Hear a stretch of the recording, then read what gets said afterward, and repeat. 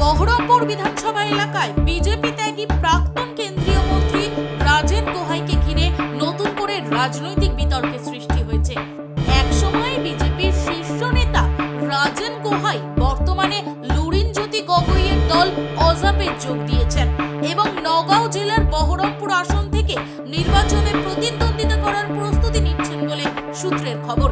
তার সম্ভাব্য প্রার্থিতা নিয়ে এলাকায় মিশ্র প্রতিক্রিয়া দেখা যাচ্ছে। রাজনৈতিক মহলের একাংশের দাবি, অতীতের কিছু বিতর্ক ও অভিযোগ এখনো জনমনে প্রভাব ফেলছে, যার জেরে বিরোধীরা তার প্রার্থিত্ব নিয়ে প্রশ্ন তুলছে। পাশাপাশি তার পুত্র এখনো বিজেপির সঙ্গে যুক্ত থাকায় তার রাজনৈতিক অবস্থান নিয়েও বিভ্রান্তি তৈরি হয়েছে বলে মত স্থানীয় পর্যবেক্ষকদের। যদিও এ বিষয়ে রাজেন গোহাই অথবা অজাপের পক্ষ থেকে আনুষ্ঠানিক কোনো প্রতিক্রিয়া পাওয়া যায়নি। বিশ্লেষকদের মতে বহরমপুরে তার সম্ভাব্য প্রার্থিত্ব ঘিরে রাজনৈতিক সমীকরণ দ্রুত বদলাচ্ছে এবং বিষয়টি আসন্ন নির্বাচনে প্রভাব ফেলতে পারে বলে মনে করছেন অনেকে। যোৱা পৰহি দিনাখন ৰাজেন গোহাঁই আহি পেলাই আমাৰ ভেলগুৰি পঞ্চায়তত আহি পেলাই তেখেতে কমিটি গঠন কৰিব আহিছে।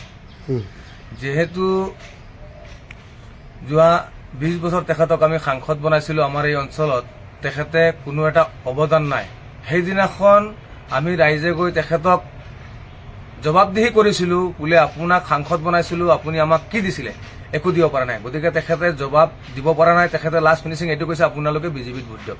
গতিকে আমি নতুনকৈ আগত যমুনামুখ সমষ্টিত আছিলোঁ, এইবাৰ নতুনকৈ বহৰমপুৰ সমষ্টিত সোমাইছোঁ আৰু জিতু গোস্বামী ডাঙৰীয়াৰ নেতৃত্বত আমাৰ এই অঞ্চলত যিখিনি কাম কৰি দিছে, ৰাস্তা ঘাটে কওক, অংগনবাদী স্কুলে কওক, হস্পিটালে কওক, বিভিন্ন ধৰণৰ আঁচনি আমাক এই ভেলগুৰি পঞ্চায়তত দিছে। অৰুণোদয় আঁচনি কওক, উদ্যমিতা আঁচনিয়ে কওক, সকলো আমাৰ এই অঞ্চলৰ দুখীয়া দৰিদ্ৰ ৰাইজসকলে পাইছে। গতিকে মই তেখেতক প্ৰশ্ন কৰিছিলোঁ, তেখেতে কোনো জবাব দিব পৰা নাই। গতিকে ইয়াৰ পৰা নিমাত হৈ তেখেতে লাষ্ট ফিনিচিং তেখেতৰ মুখৰ পৰা তেখেতে কৈ গৈছে, আপোনালোকে বিজেপিত ভোট দিয়ক, যাতে মানুহক হেৰি নকৰিব।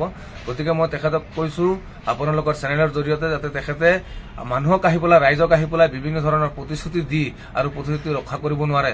যিজন সাংসদ আছিলে তেখেত, আৰু তেখেতৰ স্বাৰ্থৰ কাৰণে তেখেতে আজি আকৌ বিজেপি দল এৰি পেলাই জাতীয় পৰিষদত আহিছে। আৰু এটা দেখা পাইছোঁ, বিভিন্ন ধৰণৰ ৰাজনীতি বিভাগৰ মানুহবিলাকে আহি পেলাই এতিয়া কমিটি গঠন কৰিব বিচাৰিছে।